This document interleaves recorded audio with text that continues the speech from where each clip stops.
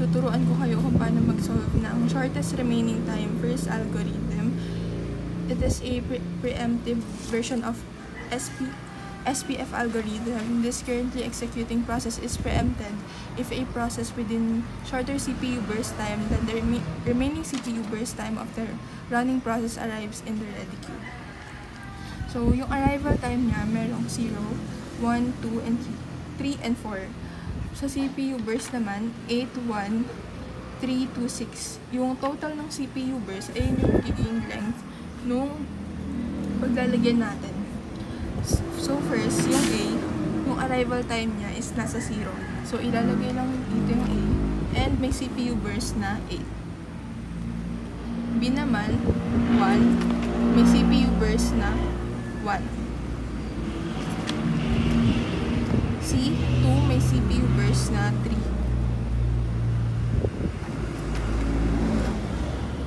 D, 3 yung arrival time, may CPU burst na 2.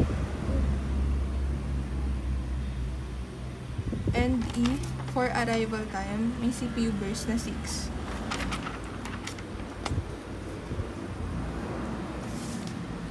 So first, papasok muna yung A.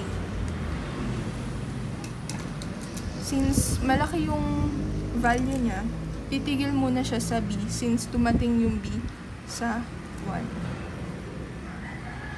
And mababawasan siya ng isa, so magiging 7 na lang. And dumating na yung B.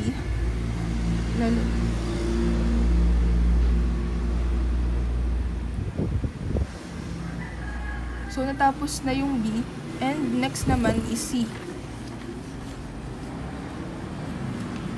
Since dumating yung D, mas maliit siya sa C, matatapos ulit, titigil ulit yung C. And mamamainusan siya ng isa since isa lang yung na ano niya, magiging 2. And D naman,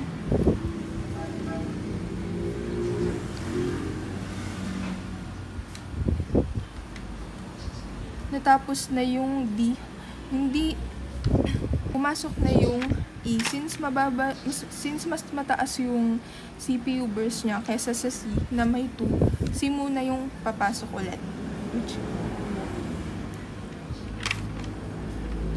Since tapos na yung C, ito naman papasok na si E since mas mababa yung CPU burst niya kaysa sa A. So 6, 1, 2, 3.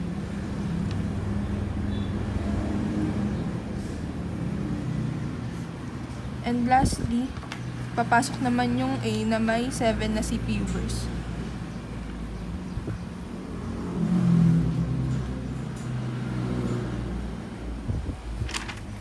So ngayon naman, kukomputin natin yung waiting time. Kakap side, ilalagay yung arrival time.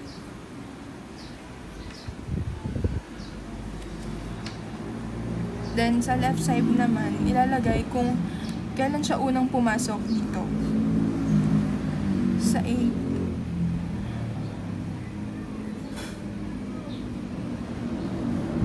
Sa A, una siyang pumasok sa 0.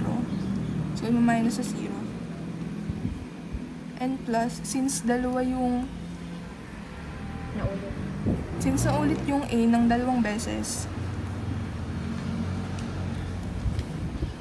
lalagay yung pangalawang beses na pumasok siya minus dun sa huling beses na unang beses na natapos siya. So, magiging 12. Sabi naman 1 yung unang pasok niya is 1. Tapos sa C ay 2. Sa D ay 3. Sa C pala, umulit ng dalawang beses.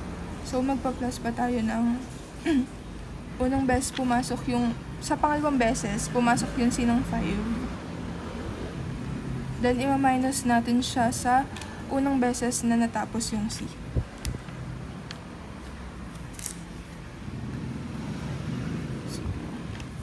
Then, sa E naman, unang pasok niya is 7. Compute, ipag-add lahat to. 17. Then, di-divide sa 5. Equals 3.4. And compute natin yung turnaround time.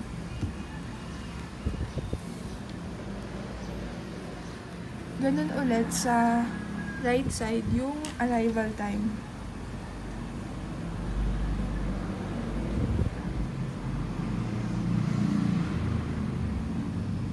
And sa left side yung kung kailan huling kailan nagtapos. Sa A, nagtapos siya ng 20. Sa B, 2. Sa C, 3. Sa D, 5. And sa E, 13. Sa C, sa 7. 7.